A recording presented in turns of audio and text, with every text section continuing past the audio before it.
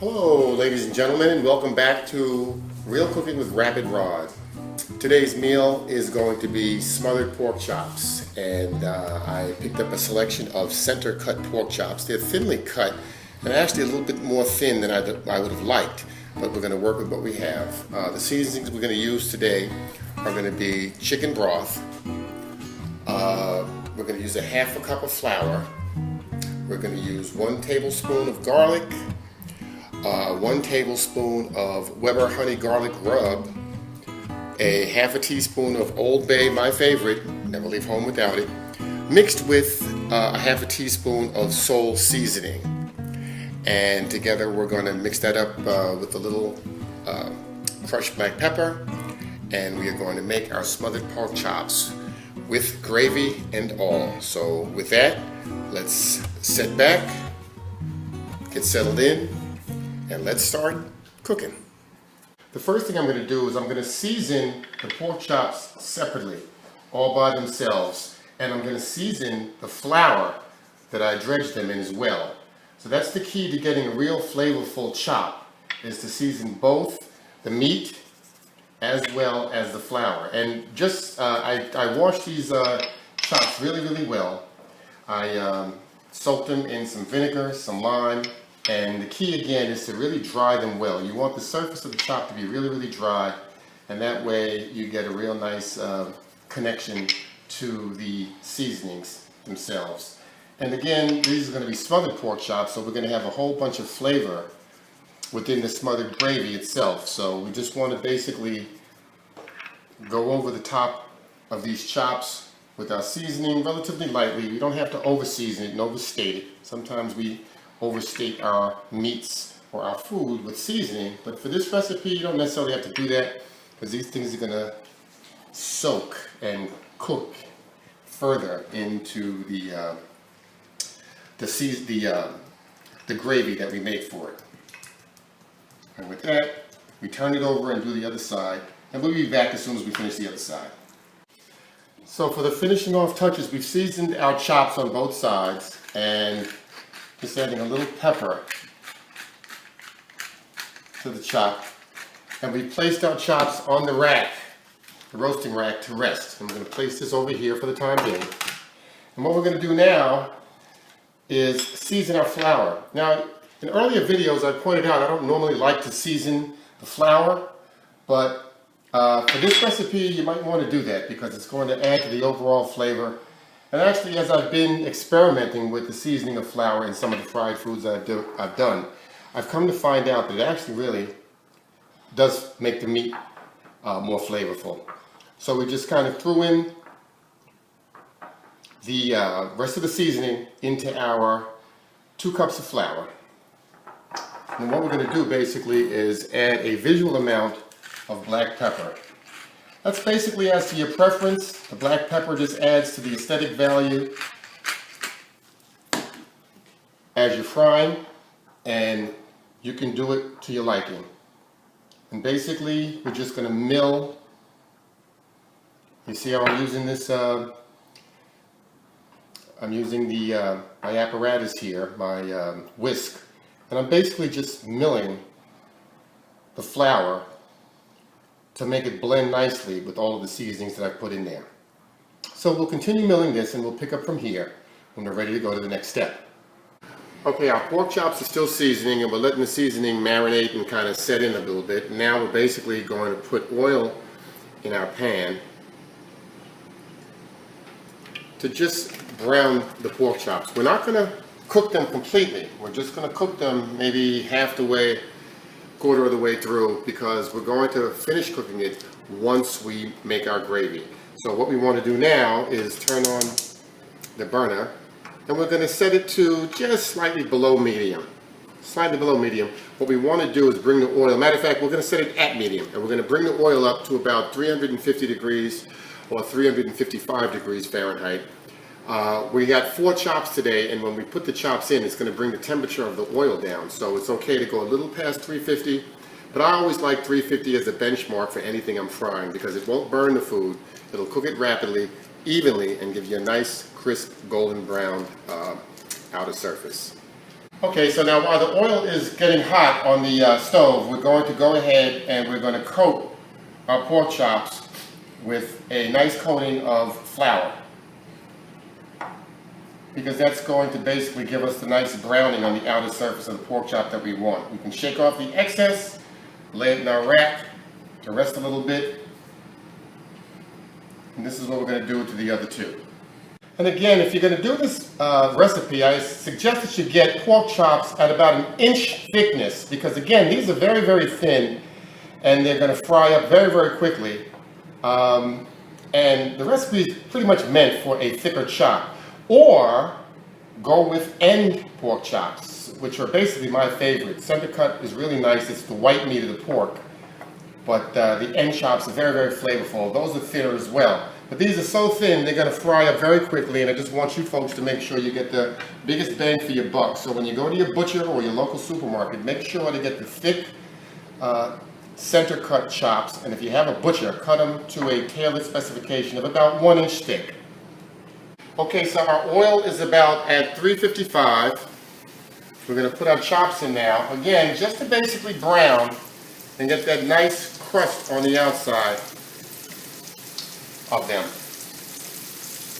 And I don't think I'm going to get them all in, so I'm going to have to come back and get this last one.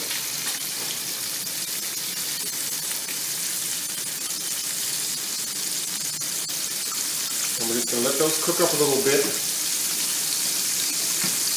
Brown nicely. Again, not cooking it fully, but just enough to get an outer brown on it, because we're going to come back and make our gravy, and it'll cook the remainder of the way in the gravy.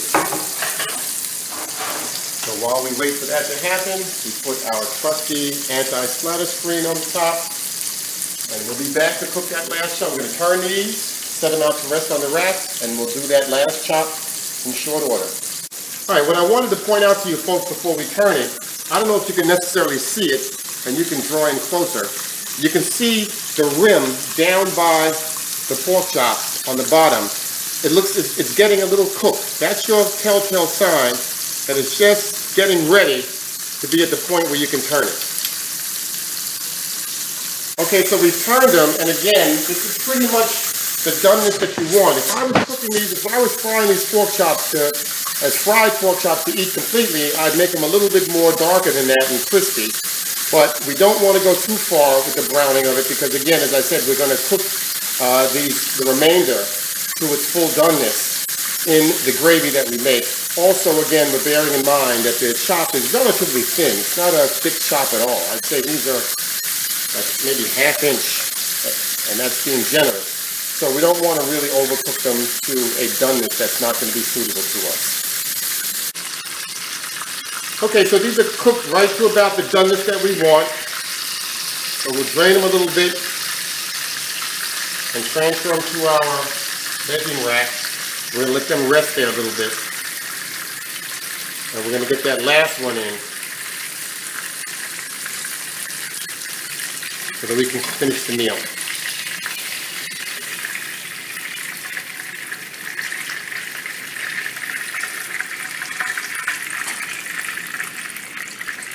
And in goes the last one.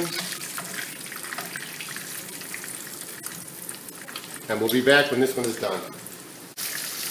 Okay, so our last pork chop is done. And what we want to do now is set this on the side to drain as well on our rack. And that'll drain nicely. And then we're going to move on to the next phase. This next phase is where all the fun starts, so stay with me.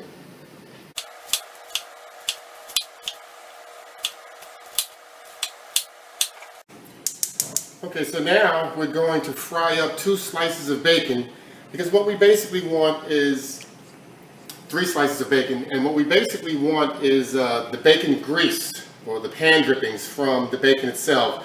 The bacon basically the meat of the bacon plays no part in this recipe other than that we can get the pan drippings from the bacon. So I'm going to cook this bacon really, really well to try to get all of the grease out of it that I can, because I'm going to saute my onions that you saw me chop up in that bacon grease, and then I'm ultimately going to make that grease into a roux. Okay, so this bacon is good and cooked real well, but the key is we want all of the bacon grease off of this bacon that we can get. Now, of course, when I'm trying to make my bacon grease to the extent that I can saute my onions, of course I have a good cut of bacon and it's not making that much grease. So you can add a little teaspoon of the grease that you cook the pork chops in, because that's useful as well, but this is going to give you more of a flavor. Next, what we're going to do now, the onions that you saw me chop up, we're going to throw them in, and we're going to just kind of caramelize these onions a little bit. Turn this heat down, and we're going to use this grease to caramelize the onions.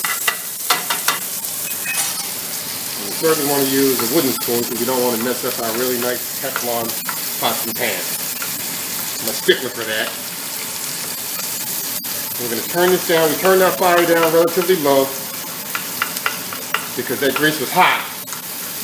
And we're going to just cook these onions down a little bit to caramelize and soften up.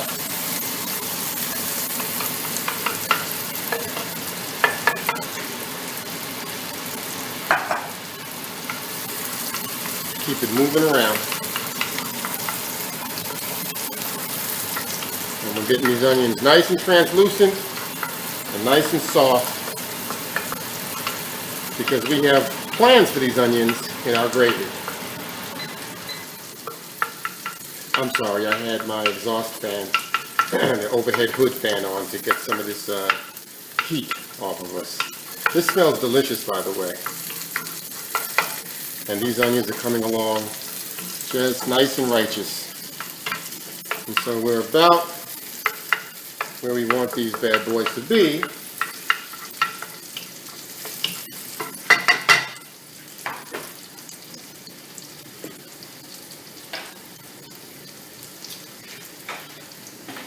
And so now we're going to basically take them out. And we're going to shake them because we want all of that. We want all of that juice, that grease left over.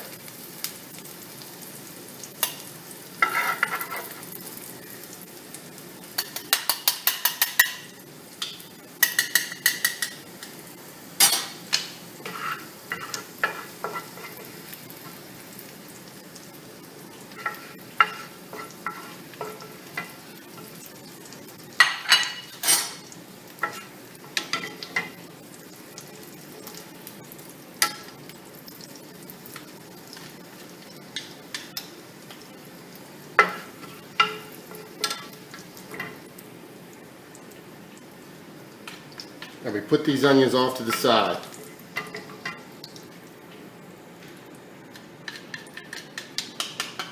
And now, what we do, see that grease? Boy, it's not much at all. So what I'm going to do is add just another teaspoon or two of the pork chop oil in there.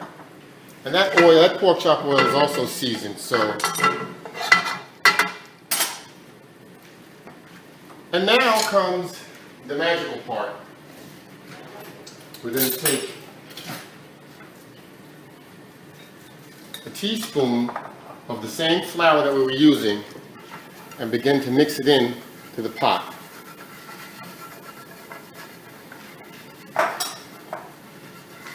And the second teaspoon. Because this is going to be the base that makes our gravy nice and thick. This is my roux. A little bit more. And you keep stirring all along. And you see, this will get dark on you the longer it stays in the pot. The longer you cook it, the darker it'll get. So depending upon the darkness and the consistency that you want, you just keep on stirring. And the key here is to keep on whisking, keep moving. You don't want this to set at all, because that flour will lump up on you, and you really don't want to do that. I've seen some cooks who basically mix the flour into their broth before they actually put it on the fire, and that tends to blend it nicely so you don't have the lumpiness. But I like to add my flour to the grease while it's hot and stir it, because that also takes the lumps out, if any present. But we're just going to get this to a consistency. I'm going to turn our heat back up slightly and get this to a consistency where it gets it's a little bit thicker.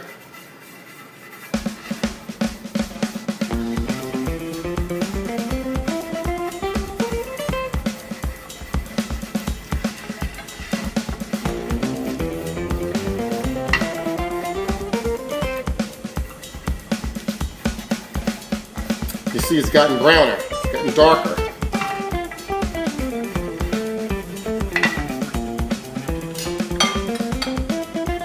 A little bit more flour. And I really want this to give us a consistency in our gravy. And also you want to stir this and let it cook down a little bit, because you want to take that flour taste out of the roux. That flour has a tendency to kind of, you know, be prevalent and prominent, and you do want to try to cook that out as much as you can, because we do want this nice pork chop gravy and not necessarily tasting a lot of the flour. So as you can see, we're just stirring it down, we're keeping everything moving. We're basically back up to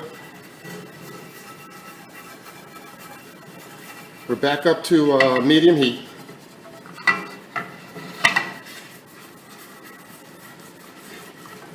Now we're going to begin to add slowly the chicken stock. And the key again is to slowly add it and to keep on stirring. You see how it's thickening up like that? Keep moving it around.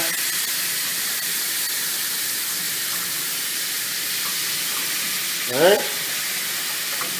Keep it moving.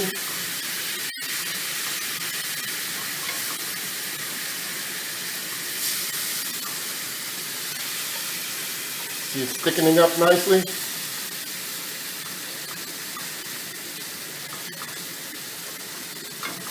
And keep it moving. And this is going to give us our gravy. We're going to basically smother our pork chops right in this gravy here. And this smells delicious, folks. I haven't even added the onions yet.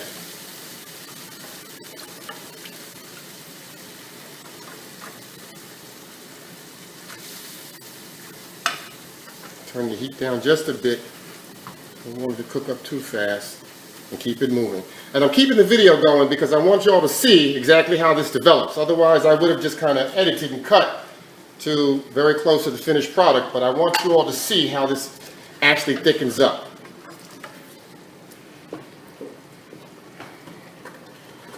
And now the recipe basically calls for like 2 cups of chicken stock, but again, you can do it to sight measurement to determine exactly how much you want to use, how much gravy you want with your pork chops. Again, I have 4. If you make 2, clearly you don't need that much gravy, but as I have 4, I'm going to try to get a decent amount of gravy here.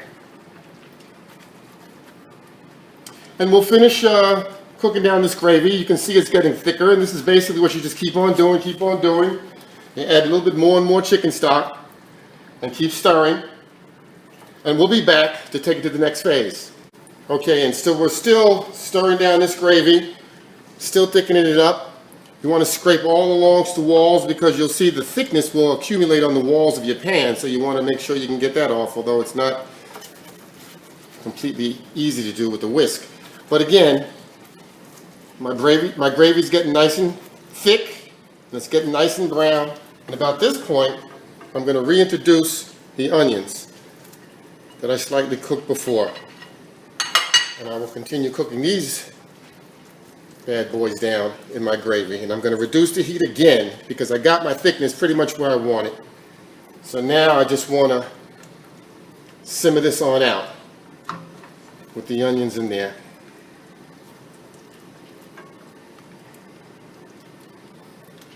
Still stirring, because I did add a little bit more chicken broth, because I think this is going to give me just about enough gravy to work my pork chops.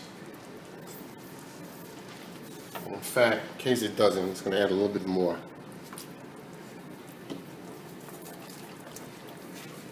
because these aren't supposed to be smothered pork chops. And it's okay, because the longer you keep this stirring on the fire, the more you burn off that flour taste, and you're going to get that real gravy taste. And the gravy's been seasoned by the seasoned flour. It's been seasoned with the onions that we sauteed.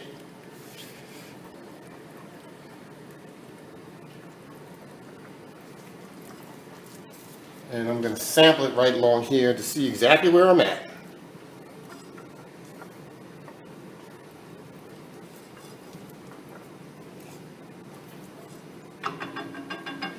Let's see where I'm at. Oh man.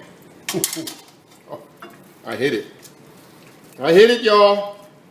This is exactly what I'm talking about. Woo-wee. All right, and with that, go back and bring over our pork chops.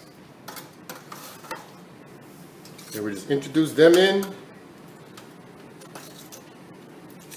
to our gravy. And I'm going to introduce 3 of the 4 because I'm not completely sold on the idea that I made enough gravy for all 4, but this should definitely be a good amount of gravy for the 3 that I have.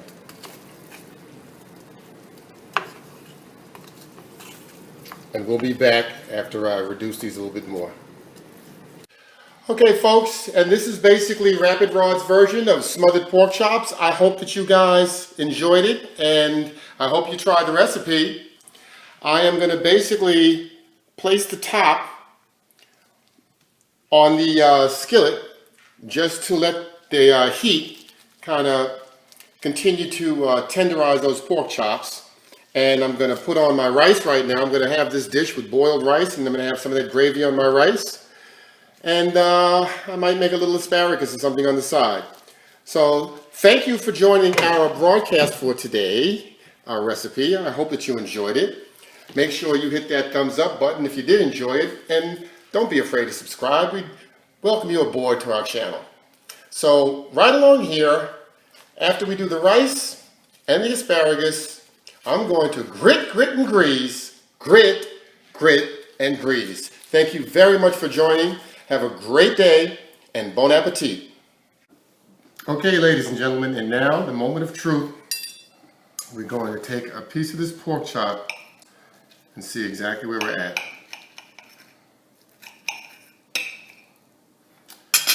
It's nice and cooked in the middle.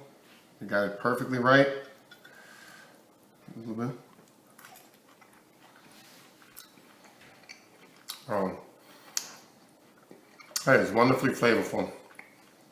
That gravy is hooked up perfectly. No flour taste whatsoever. Just, delicious flavor from our pan drippings and our roux.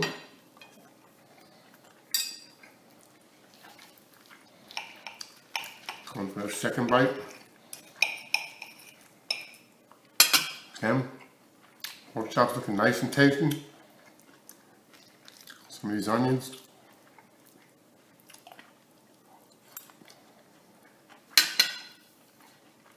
All